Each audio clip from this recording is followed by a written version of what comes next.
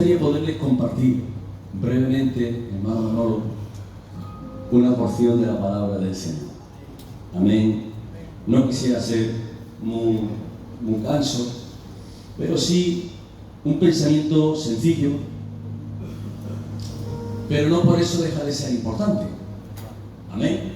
Porque, como se suele decir en muchas ocasiones, en la sencillez está la profundidad. Amén. Y como no venimos a quedar bien, porque eso ya entre nosotros pues sobra, sino que venimos a hacer bien, pues me siento con la libertad de poder compartir este pensamiento que el Señor ponía en mi corazón.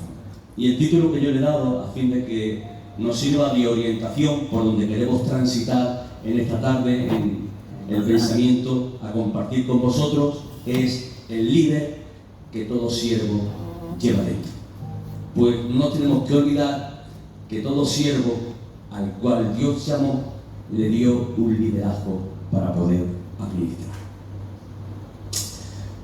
Es muy importante entender que todos los miembros que conforman el cuerpo de Cristo han sido llamados a cumplir con un propósito y con un servicio.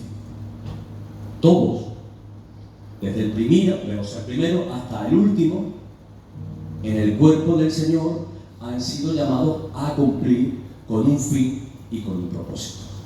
Hay un propósito general en el cual entramos todos, sin distinciones, que es en el cumplimiento del ministerio de la reconciliación. Eso lo saben ustedes, donde el apóstol San Pablo, en la segunda de Corintios, esa carta que fue escrita en su tercer viaje misionero, escribe en el capítulo 5, versículo 18, dice: y todo esto proviene de Dios, quien nos reconcilió consigo mismo por Cristo y nos dio el ministerio de la reconciliación, que Dios estaba en Cristo reconciliando consigo al mundo, no tomándole en cuenta a los hombres sus pecados, y nos encargó a nosotros, está hablando a la iglesia, no a los ministerios de una forma concreta, sino a todos, incluyéndonos a nosotros, nos encargó a nosotros la palabra de la reconciliación. Así que la iglesia en su conjunto somos embajadores en nombre de Cristo, y esto me estremece siempre que lo leo Antonio y dice: es como si Dios rogase por nosotros. Amén. Que no dejemos de cumplir con este ministerio de reconciliación. O sea, le interesa tanto a Dios que las almas se salven, Samuel, que Dios ruega y nos dice: no dejéis de decirle al mundo que hay una puerta de salvación, que soy yo. Este es un propósito común, general y global para todos nosotros, sin distinciones. Luego la Biblia nos habla de un propósito específico, donde cada miembro que conforma el cuerpo de Cristo fue llamado a desarrollar una función en el cuerpo. Y esto lo podemos ver en 1 Corintios, en el capítulo 12, versículo 28, dice: y a unos puso Dios en la iglesia primeramente apóstoles, luego profetas, lo tercero maestros, luego los que hacen milagros, luego los que sanan, y aquí subrayo y dice: los que ayudan, los que administran, los que tienen don de lengua. Sigue diciendo el apóstol a esa comunidad judía que estaba en Roma, dice: en lo que requiere diligencia, no perezosos, sino fervientes en espíritu, sirviendo al Señor. Esto no se le dice el apóstol a un conjunto de obispos o de ancianos que estaban ubicados en la iglesia de Roma, sino que se lo dice al conjunto de creyentes y les dice: en lo que requiere diligencia, no perezosos, sino fervientes en el espíritu, sirviendo al Señor. En Romanos, en el capítulo 12, versículo 8, dice: al que exhorta en la exhortación, al que reparte con liberalidad, que es generosidad, al que preside con solicitud, al que hace misericordia con misericordia. En Efesios, en el capítulo 4, versículo 16, nos dice de que todo miembro, de forma común, tiene un propósito global y un propósito específico. Y dice que el cuerpo va creciendo, se va extendiendo y se va desarrollando en función de que cada miembro vaya cumpliendo con la actividad propia de forma subjetiva que cada uno tiene. Y por último, Efesios capítulo 2, versículo 10 dice: porque somos hechura suya, creados en Cristo Jesús para buenas obras, las cuales Dios preparó de antemano para que anduviésemos en ellas. Aquí el apóstol San Pablo, en la carta a los Efesios, esta carta que se escribe desde la casa cárcel de Roma, le dice a la iglesia de Éfeso que cada miembro ha sido llamado a cumplir un propósito que no surge de forma aleatoria, sino que desde antes de la fundación del mundo ya fue elaborado por el arquitecto eterno para que se pudiera materializar en cada uno de los hombres y de las mujeres que Dios llamó al cumplimiento y al desarrollo del cuerpo de Cristo. Ahora bien, dicho esto, me gustaría hacer una importante aclaración. Y la aclaración, que aquí es donde yo quiero empezar, es poner de manifiesto que aquellos hombres y mujeres que Dios llamó para cumplir una función en el cuerpo, que estos sirven de ayuda y de edificación en la iglesia. Pero luego Dios llamó a un grupo que no es ni más ni menos, sencillamente un grupo con unas características y con una distinción diferente para trabajar en el cuerpo de Cristo. Este grupo, a diferencia de los primeros que sirven de ayuda y de edificación, a este grupo de hombres Dios los llamó para ejercer un liderazgo de autoridad y de gobierno en la iglesia. Todos los demás son gente que sirven a Dios, desde el coro, desde un diaconado, desde una reunión de evangelización, desde un grupo de oración, desde los diferentes cargos que se desarrollan en una iglesia. Ese hombre o esa mujer está cumpliendo con una función en el cuerpo, para bendición y para edificación. Pero luego Dios llamó a un grupo de hombres a los cuales los legitimó para poder ejercer un liderazgo de autoridad y de gobierno en la iglesia. ¿Y quién son este grupo de hombres a los cuales Dios llamó para poder ejercer un liderazgo de autoridad y de gobierno en la iglesia?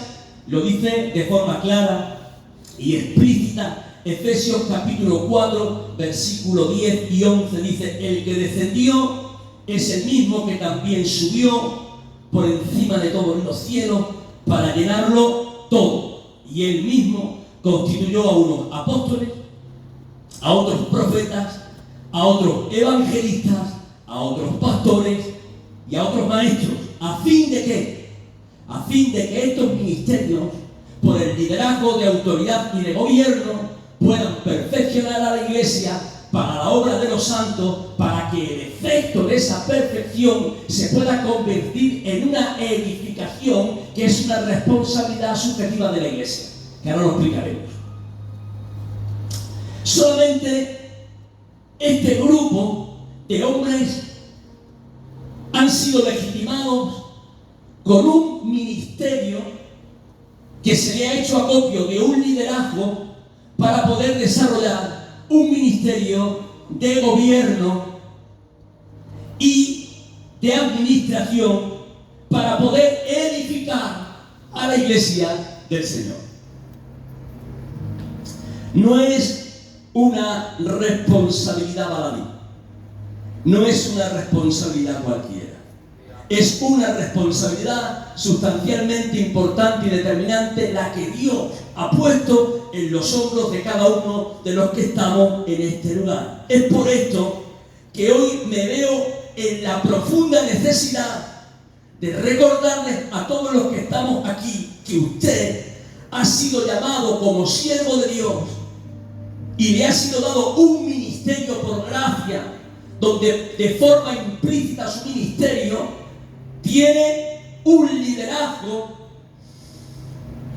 que no puedes tener escondido, porque solamente aquellos que sacan su líder interior a su exterior, estos serán aquellos que podrán ser útiles para poder cumplir con el propósito al cual Dios nos llamó, que prioritariamente no es otra que perfeccionar la iglesia para la obra del ministerio, a fin de que como efecto de esa causa la iglesia se pueda edificar.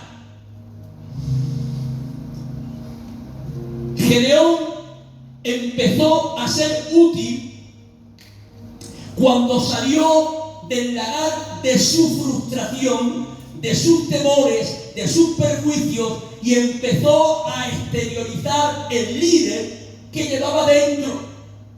Era el mismo Gedeón que estaba en el lagar, y también era el mismo Gedeón que tenía un cántaro con una tea.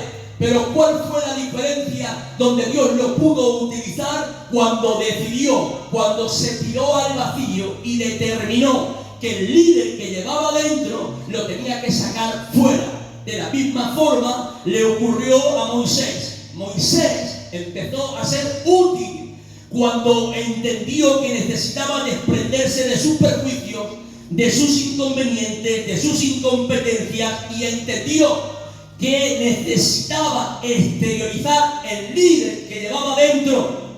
Y yo tengo que decirte que solamente todos los que estamos aquí empezaremos a ser útiles cuando tomemos una decisión integral de romper con todos los perjuicios que no nos están permitiendo exteriorizar el líder que llevamos dentro. Gedeón empezó a ser útil cuando salió del lagar. Moisés empezó a ser útil cuando dejó los perjuicios de Madián. Y nosotros empezaremos a ser útiles cuando estemos dispuestos a romper con todo lo que nos impide sacar el líder que llevamos dentro. Amén. Dicho esto, me gustaría hacer una pregunta retórica e intentar contestarla. ¿Qué es un líder? Ahora entramos. ¿Qué es un líder? Un líder, la palabra líder en el original viene como iguetes, y en el diccionario de la Real Academia de la Lengua la palabra líder viene de esta forma expresada. El líder es una persona que reúne un conjunto de habilidades para poder guiar, conducir y administrar a un grupo de personas a fin de que estos logren un objetivo. Eso es un líder. Un líder es aquel que tiene un conjunto de habilidades para poder guiar, conducir y orientar a un grupo de personas a fin de que ese grupo de personas que están bajo su liderazgo puedan alcanzar un objetivo y un propósito. En el contexto espiritual y el perímetro eclesiástico de lo que sería un liderazgo, tendríamos que decir que un líder es aquel que ha entendido con mucha claridad que su prioridad principal es guiar, conducir, orientar al pueblo para que este pueblo viva en obediencia y en sumisión a la palabra de Dios, a fin de que pueda ser perfeccionado y a su vez edificado.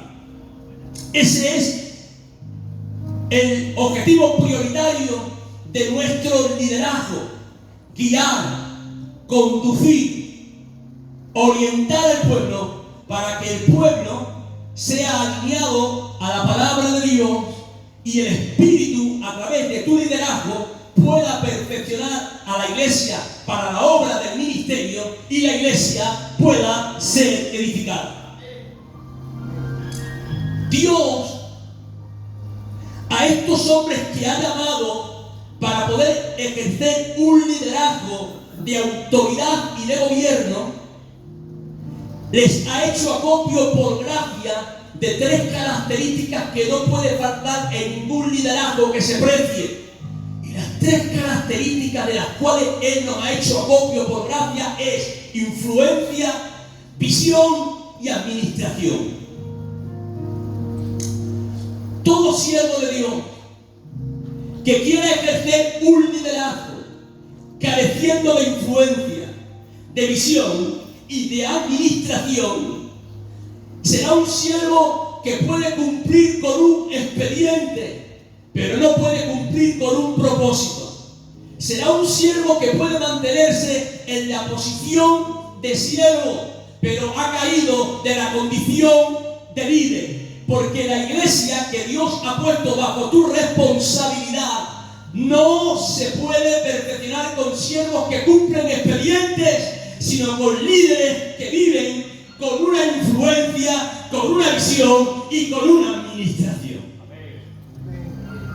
Dios no necesita hombres que administren su iglesia para cumplir un protocolo y para cumplir un expediente. Estoy por aquí unos meses, hago 4 visitas, pego 4 voces, hago 4 reuniones, aquí paz y aquí gloria. Dios no puede perfeccionar la iglesia con siervos que cumplen expedientes. Dios perfeccionará la iglesia con líderes que tienen influencia, visión y administración.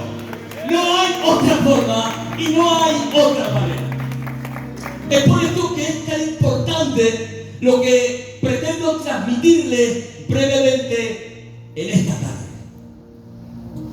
Dicho esto, tendríamos que preguntarnos, Vicente, ¿qué es la influencia del líder? ¿Qué es un líder que influencia? Miren, la palabra influenciar significa dicho de una persona que tiene la capacidad de producir sobre otros ciertos efectos. Eso es influenciar. Simplificando un poco más, José. Influenciar es producir el deseo de hacer que otros hagan por lo que ven en ti.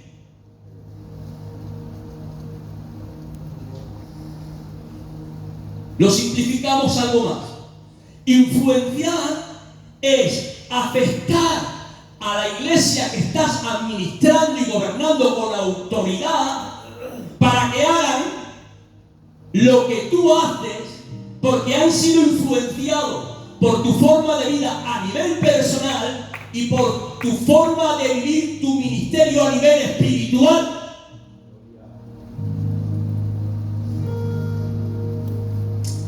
El líder tiene muy claro que el éxito de su liderazgo no consiste en mandar, consiste en influenciar. Esto es importantísimo. El siervo de Dios tiene que tener muy claro que Dios no lo ha puesto en la iglesia para mandar. Dios lo ha puesto en la iglesia para ejercer un gobierno de autoridad, pero no de una autoridad basada en una tiranía, sino en una autoridad basada en una influencia por su forma de vida. El líder sabe muy bien la diferencia que hay entre ser jefe, ¿vale?, y ser líder. ¿Qué es ser un jefe? Un jefe es aquella persona que le han dado autoridad para poder mandar. Eso es un jefe. Una persona que le han dado autoridad para poder mandar. Un siervo, atención, puede ser jefe por una autoridad prestada que le ha sido delegada por el responsable de turno que lo plantó, y puede mandar en una iglesia, pero no tiene influencia ni liderazgo sobre aquello que está mandando.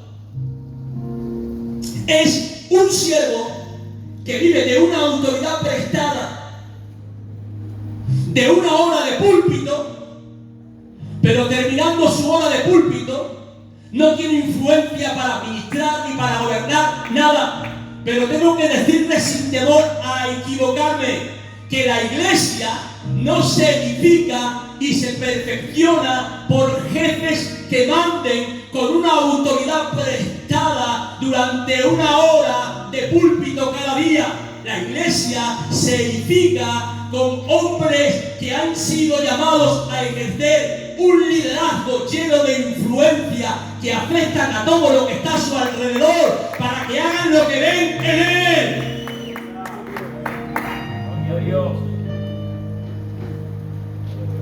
El líder ha entendido que su mayor autoridad no la tiene que basar en mandar, sino en influenciar. Esa es la mayor autoridad que tiene un hombre de Dios. La influencia que ejerce su forma de vida y su forma de administrar.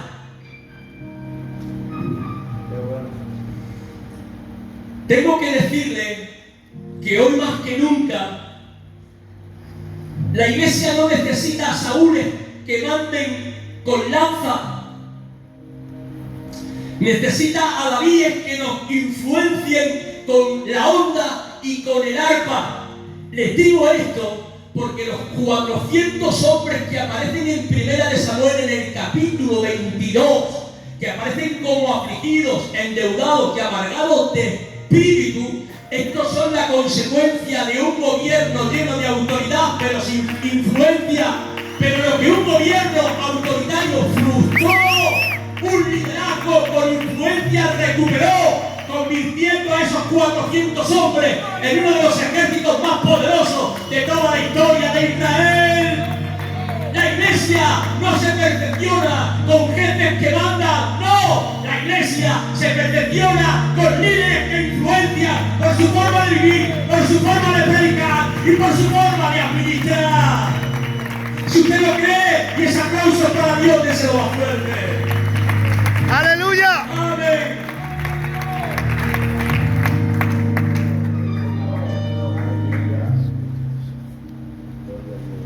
Necesitamos hombres que influencien, que arrastren.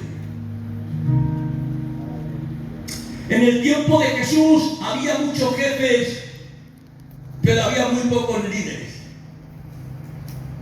Y Jesús, tristemente, tuvo que decir: haced lo que ellos os dicen, pero no hagáis lo que ellos hacen. Amén. Qué pena, ¿verdad? Qué poca influencia, ¿verdad?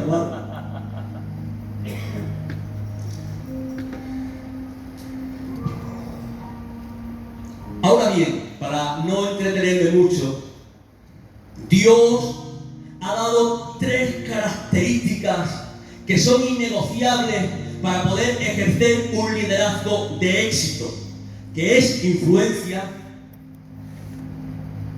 visión, administración.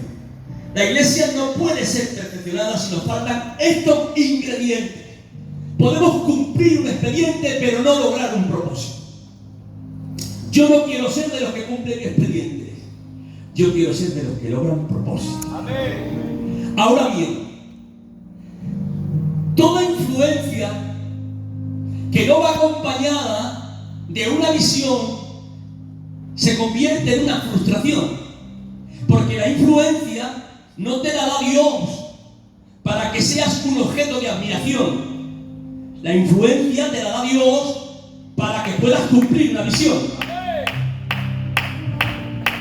Amén. O sea, Dios te ha capacitado con esa habilidad del Espíritu del Señor para que puedas influenciar al pueblo y que el pueblo te siga.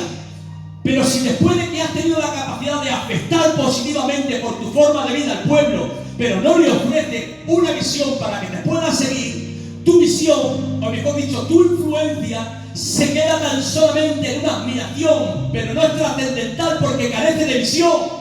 La influencia te la da Dios para preparar la tierra y que puedas llevar a cabo la visión que Dios ha puesto en tu corazón para con el pueblo. Es como el rocío que precedía al maná. El rocío tenía como fin que el maná que tenía que caer no se estropeara. Pues la influencia es la capacidad dada por el Espíritu del Señor para que la visión que Dios ha puesto en tu corazón pueda ser seguida por el pueblo que está bajo tu liderazgo. Amén.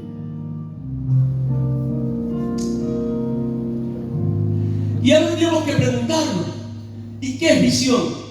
Yo voy a ir muy rápido porque si nos tenemos que entretener en cada punto necesitaríamos mucho y no es la pretensión, sino simplemente ir sintetizando cada punto a fin de que nos podamos dar cuenta o recordar, mejor dicho, la importancia que tiene ejercer un liderazgo alineado al modelo bíblico. ¿Qué es visión? La visión es tener muy claro a dónde quiero ir para que los demás me sigan. Yo no sé si a usted le ha pasado, le voy a poner el ejemplo que me viene en este momento. Cuando ha ido uno delante de nosotros y los coches detrás y lo hemos visto que titubea, ¡puf! ¿A dónde lo voy a este? Ya te has parado, ya has dicho ¿qué hago? ¿Lo sigo? ¿No lo sigo? Pero cuando el que ha ido delante tiene muy claro dónde va, no has titubeado, lo ha seguido. Pues el líder tiene que tener muy claro a dónde quiere ir y lo que quiere hacer para que el pueblo lo siga. La visión es tener muy claro a dónde quiero ir y por qué quiero ir. Todo se transmite. La inseguridad y la incertidumbre se transmiten de la misma manera. Cuando el pueblo ve un líder que está administrando con un liderazgo de visión y tiene una seguridad certera de lo que quiere y por qué lo quiere, el pueblo se lo cree.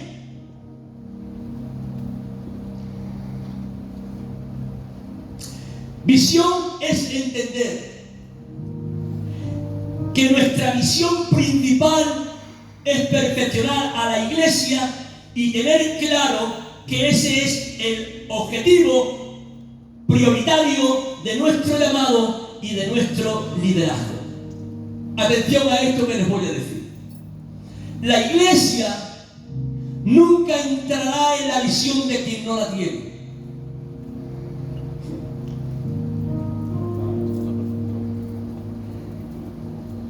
Abraham pudo decirle a Sara, sígueme porque tengo una visión y tengo un proyecto.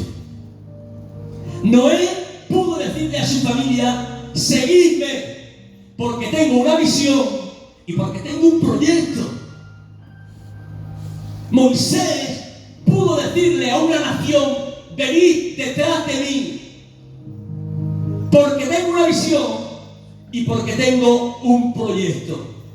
Nadie entrará en mi visión y en mi proyecto si no lo tengo. Muy bien. La iglesia percibe de forma inequívoca, esto es muy importante que lo entendamos, cuando yo la estoy administrando por cumplir un protocolo eclesiástico y pasar unos meses, lo percibe rápidamente, pero también lo percibe cuando notan que mi liderazgo no tiene como fin pasar un tiempo, cumplir un expediente, sino que tiene como fin cumplir una visión. La iglesia lo percibe de forma inequívoca. Están aquellos que pastorean para cumplir un tiempo, cubrir un expediente y marcharse para su casa, pero están aquellos que después de que han influenciado a la iglesia y la han afectado, ahora tienen una visión a la cual quieren llevar al pueblo, y esto lo percibe de una forma clara y abrumadora la iglesia que está bajo nuestra nuestro liderazgo hay mucha gente. Hay mucha gente que se quejan porque dice que la iglesia no lo sigue. Pero la pregunta sería esta. Tenemos un proyecto y tenemos una visión para que la iglesia lo siga. Es que la iglesia no tiene compromiso. Es que la gente no viene. Es que hago una actividad de vez en cuando y la gente no me aparece. Pero yo te pregunto, ¿tienes una visión para la iglesia? ¿Tienes un proyecto para que la iglesia te pueda seguir? Porque si algo percibe la iglesia es cuando hay un siervo que cumple un expediente y cuando hay un siervo que tiene una visión. La iglesia no sigue a gente con expedientes. La iglesia sigue a gente que tiene una visión. En la Biblia aparecen dos zarzas. Está la zarza que está en Jueces en el capítulo 9, versículo 14, donde dicen que los árboles vinieron y le dijeron al olivo: ¿por qué no reinas tú sobre nosotros? Y el olivo le dijo: yo no puedo reinar, porque yo tengo un fruto y un propósito que dar. Y no queriendo el olivo, se fueron a la vid. Y la vid le dijo: yo no puedo reinar sobre vosotros, porque yo tengo un fruto y un propósito que cumplir.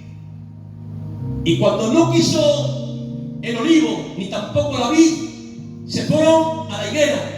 Le dijeron: higuera, reina tú sobre nosotros. Y dice la higuera: yo tampoco puedo reinar sobre vosotros, porque tengo un propósito y tengo un fruto que dar.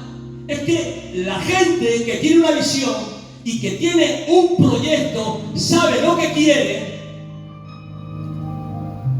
y cómo lo quiere y no se mueve. Sin embargo, allí había una zarza que no tenía visión, que no tenía influencia, que no tenía administración. Y cuando vienen los árboles le dicen: zarza, zarza, ¿quieres tú reinar sobre nosotros? Y dijo la zarza: bueno,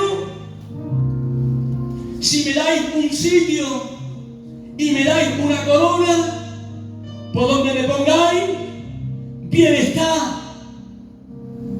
Y aquella zarza ocupó un sitio y un lugar careciendo de influencia, de visión y de administración. Pero atención a esto, aquí aparece otra zarza que se encuentra en Éxodo en el capítulo 3, versículo 2. Es la zarza que estaba dispuesta a arder porque tenía un propósito y era convertirse en el mediador entre Moisés y Dios. Ese era el fin del propósito de aquella zarza que estaba en Madián: arder en un propósito, porque tenía una visión, porque tenía un proyecto y era convertirse en el mediador entre Dios y Moisés. Y tengo que decirle que fue más útil la zarza que ardía con un propósito que la zarza que ostentaba una corona sin influencia, sin visión y sin administración, porque no son las zarzas que llaman la atención las que ostentan corona sin influencia, son las zarzas que arden en un propósito, las que tienen la capacidad de captar la atención de Moisés para que deje de hacer lo que tiene que hacer y entre en el proyecto y en la visión de Dios. No necesitamos a jefes que manden, necesitamos a líderes que influencien, que impartan una visión, que tengan una administración para que la iglesia pueda ser perfeccionada y pueda ser edificada. No hay otra forma, no hay otra manera. Señor. Espíritu Santo. Influencia, visión.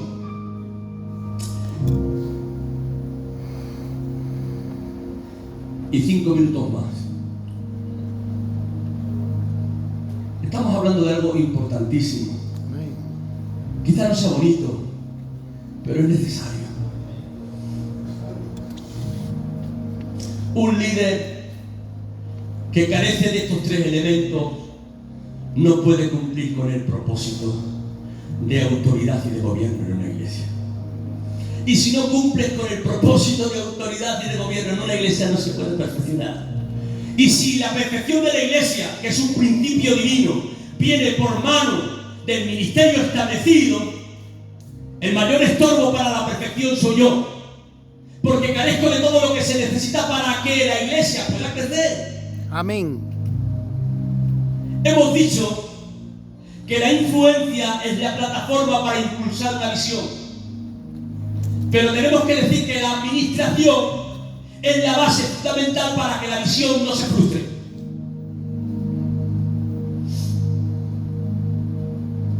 Porque toda visión que no tiene administración se convierte en frustración.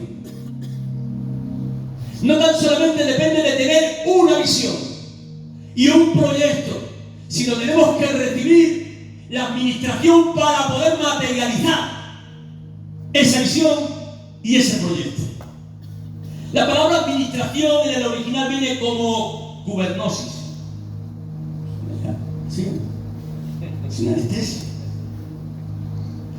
¿Y saben ustedes que viene a decirnos que administrar no es enseñorearnos de la iglesia?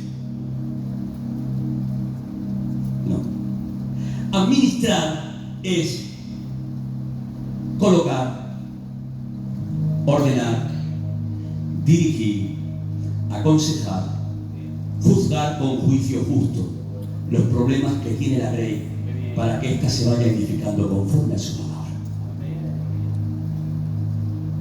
Eso es administrar para que tu visión no se frustre. Porque por muy buena que sea tu visión, si no colocas, si no ordenas, si no diriges, si no aconsejas, si no juzgas con equidad los problemas de la grey, esta no se puede perfeccionar y tampoco se puede edificar. Primera de Pedro, en el capítulo 5, versículos 2 y 3 dice, apacentad la grey de Dios que está entre vosotros, cuidando de ella, no por fuerza, sino voluntariamente, no por ganancia deshonesta, sino con ánimo pronto, no como teniendo señorío, porque el único Señor es Él. Nosotros somos siervos. Sobre los que están a vuestro cuidado, sino que ser ejemplo de la ley. Cuidar, la palabra apacentar significa cuidar, dirigir, orientar, mandar, colocar, servir, aconsejar.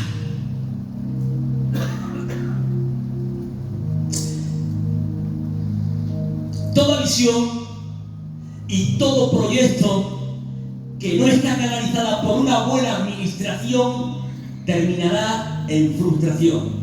José tiene un sueño, tiene una visión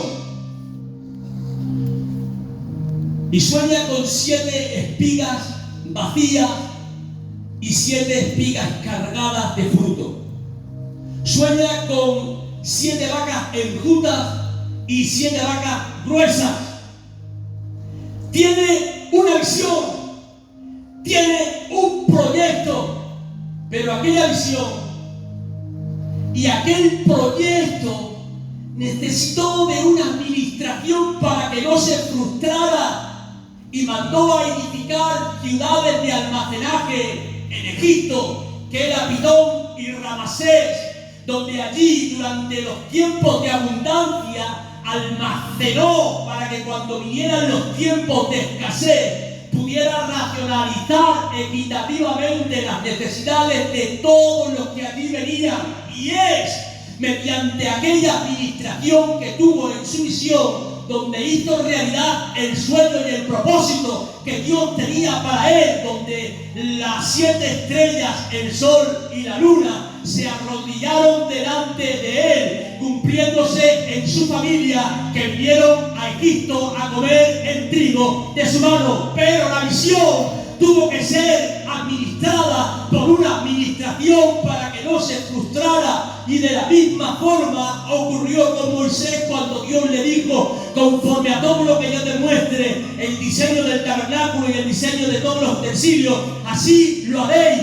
Dios le da una visión a Moisés y le dice: esto quiero que tú hagas. Pero aquella visión que Moisés recibió necesitó una administración que tuvo claramente definida Moisés, donde reunió todos los materiales, buscó artífices, organizó el trabajo, y aquella visión, lejos de ser una utopía, se convirtió en una realidad. Y tengo que decirles hoy, más que nunca, necesitamos a líderes que influencien al pueblo, que tengan visión y proyecto y administración, para que esa visión se cumpla de forma objetiva y concreta en medio de la iglesia del Señor. Porque la iglesia no se va a perfeccionar por jefes que manden, sino por líderes que tengan influencia, visión y administración. Gloria a Dios. El líder, y voy a ir finalizando, tiene muy claro que el crecimiento de la iglesia comienza por lo bien que lo hace él. Mire qué frase. Y termina por lo bien que lo hace el pueblo. ¿Qué tiene? Lo voy a volver a repetir. El líder tiene muy claro que el crecimiento de una iglesia comienza por lo bien que lo hace él y termina por lo bien que lo hace el pueblo. No puede haber un pueblo que se perfecciona si no hay un liderazgo que lo proporciona. Luego entonces no puede haber un pueblo que lo haga bien si no hay un liderazgo que lo esté equipando para que así suceda.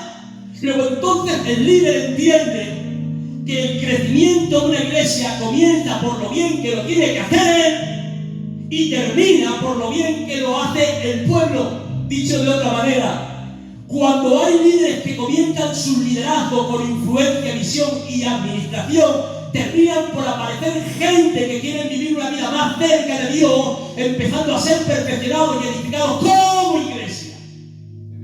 Si queremos gente que empiece a alinearse a la voluntad perfecta de Dios y la iglesia se empiece a configurar cumpliendo los 2 propósitos principales, que es edificación y perfección, necesitamos un liderazgo de influencia, de visión y de administración.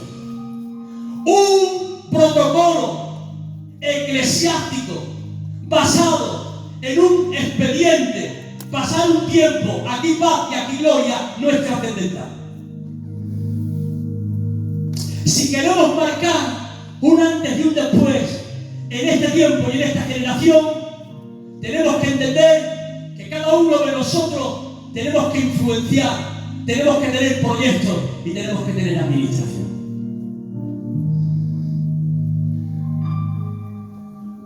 Y yo voy a terminar con algo, y con esto voy a terminar.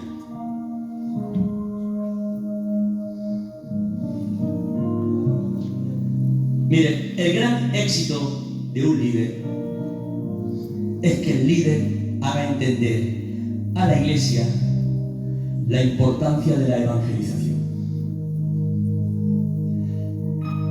Efesios, lo voy a leer porque me es necesario para poder extraer 2 expresiones. En el capítulo 4, versículo 8 dice, no te olvides, que voy a finalizar, que me quedan 5 minutos. Vicente, te lo prometo. Por lo cual dice, subiendo a lo alto, llevó cautiva la cautividad y dio dones a los hombres.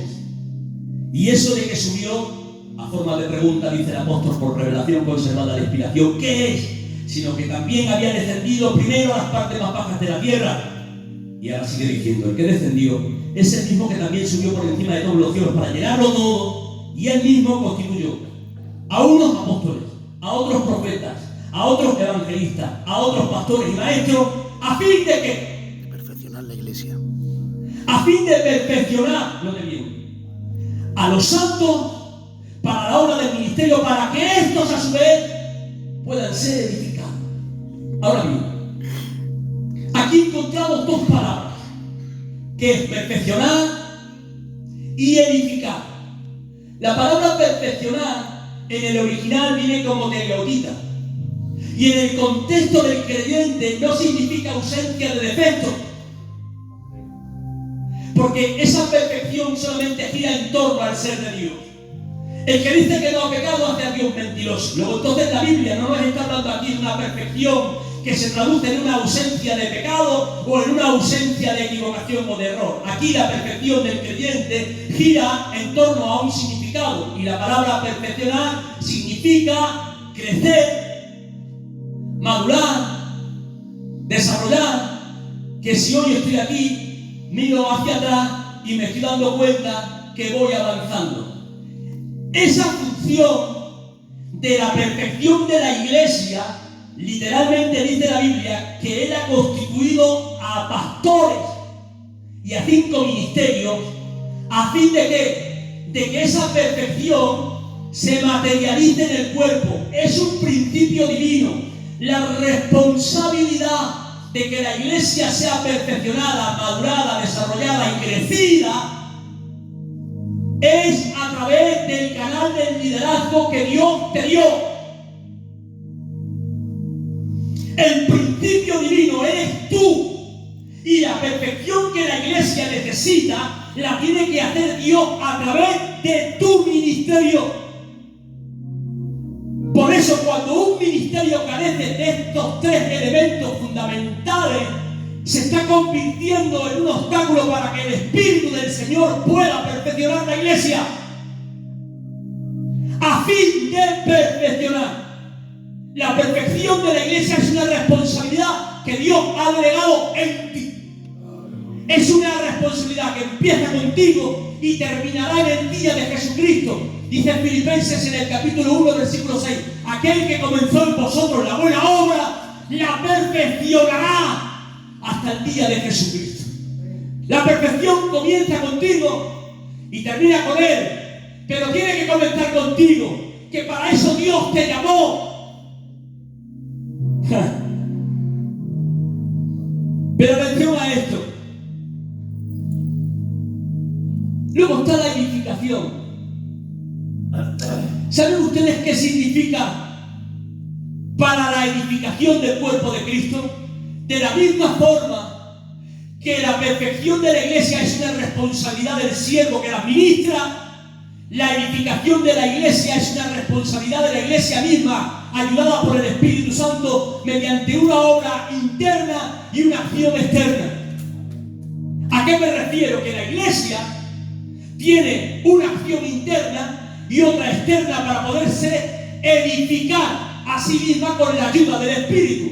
¿Y qué significa una obra interna? La iglesia tiene la responsabilidad de velar por los miembros que están a su alrededor, cuidando la salud de la convivencia y ahuyentando todo germen de división que quiera distorsionar el crecimiento del pueblo. Eso no es una responsabilidad tan solamente del siervo, es una responsabilidad de la propia iglesia. Pero la iglesia no tan solamente tiene una actividad interna que es cuidarse unos a otros, sino que también tiene una responsabilidad externa que es cumplir con el ministerio de la reconciliación. Cuando la iglesia tiene una acción interna y otra externa, la iglesia va edificándose, va creciendo, va desarrollándose, va incrementándose en el nivel del mundo espiritual. Pero ¿qué tiene que preceder a la edificación de la iglesia? Tiene que precederla a la perfección para la obra de los santos. No puede haber edificación si la obra de perfección que nosotros tenemos que hacer no ha preparado a la iglesia para que ésta pueda ser edificada. Y tengo que decirle que no hay otra manera que la iglesia sea perfeccionada y sea edificada si no es con un ministerio de influencia,